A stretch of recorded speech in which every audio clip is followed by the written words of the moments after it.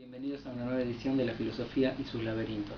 Hoy vamos a hablar nuevamente del estoicismo, tema que hemos tratado en un video anterior, pero para referirnos más que nada a las implicancias ético-políticas de esta filosofía.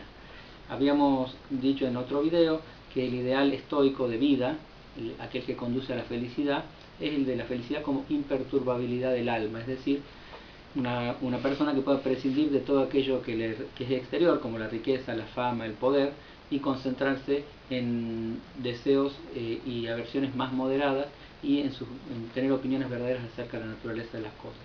Bueno, justamente hoy vamos a retomar la cuestión de la naturaleza, puesto que uno de los lemas del estoicismo es vivir de acuerdo a la naturaleza. Pero hay muchas visiones sobre qué sería vivir de acuerdo a la naturaleza. De hecho, muchas visiones coinciden en esta afirmación, solo que le atribuyen a la naturaleza atributos distintos, valga la redundancia, ¿no? En el caso del estoicismo, la naturaleza es fundamentalmente racional, es decir, llaman a la naturaleza logos, y eso es una palabra que remite a razón en griego, es decir, que el mundo tiene una estructura racional, o que hay una ley racional que rige el mundo, y hay que sintonizarse con esa ley de la razón, ese logos universal que nos rige, para poder, armonizando con él, alcanzar la felicidad, ¿no? De modo que para el estoicismo, nosotros somos poseedores de razón, nosotros los seres humanos, el mundo es racional y por lo tanto hay como una especie de isomorfismo entre la razón humana, como una parte justamente de la razón universal.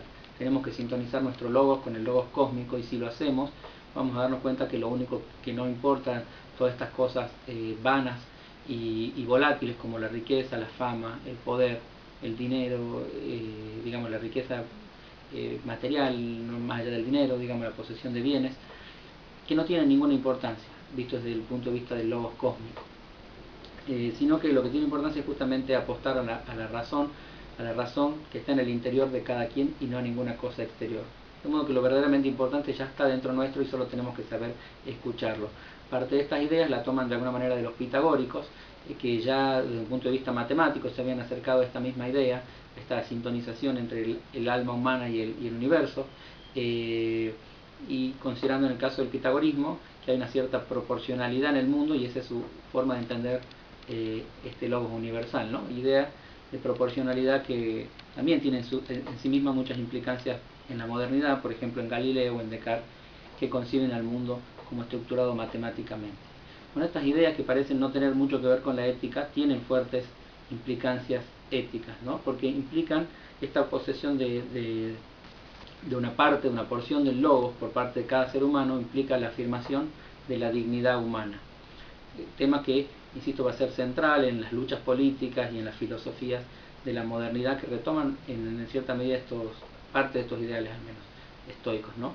Es decir, que cualquier persona, por ejemplo un esclavo o un rey, un emperador, tienen igual alma, todos están conectados entre sí por estar conectados a su vez con el logos cósmico, y por lo tanto de alguna manera valen lo mismo, o por lo menos todos poseen dignidad, que es una forma habitualmente de decir también que hay una cierta igualdad axiológica entre todos y que todos valen, ¿no?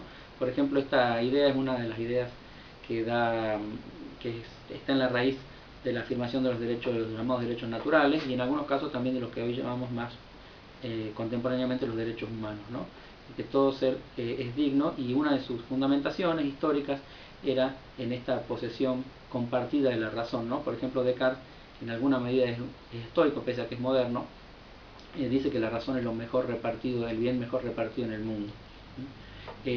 Bueno, estas ideas, aparte de atribuir derechos a todos, implican ya en el mundo griego una diferencia importante y significativa, porque en los griegos en general, incluyendo filósofos como Aristóteles, distinguían muy fuertemente al griego del que llamaban bárbaro, al que no entendían, digamos, y que no tenía de alguna manera la misma dignidad que el hombre griego. Y esta idea implica un cierto cosmopolitismo, es decir, la afirmación de que somos, antes que ciudadanos de una ciudad-estado o de un estado o de un imperio, somos todos ciudadanos del mundo. Este es un ideal que está en el estoicismo y que después de alguna manera lleva parcialmente a la práctica ya en la antigüedad Alejandro Magno. La idea de que somos ciudadanos del mundo y que en ese sentido somos todos iguales, y que no nos definimos por la referencia a la ciudad-estado o al estado en el que nacemos, ¿no? Son apátridas en ese sentido los estoicos, ¿no? Entonces poseen una idea universalista de la naturaleza humana que también facilita la posterior asunción o afirmación de los derechos universales de todas las personas vinculadas justamente a este logos universal, ¿no?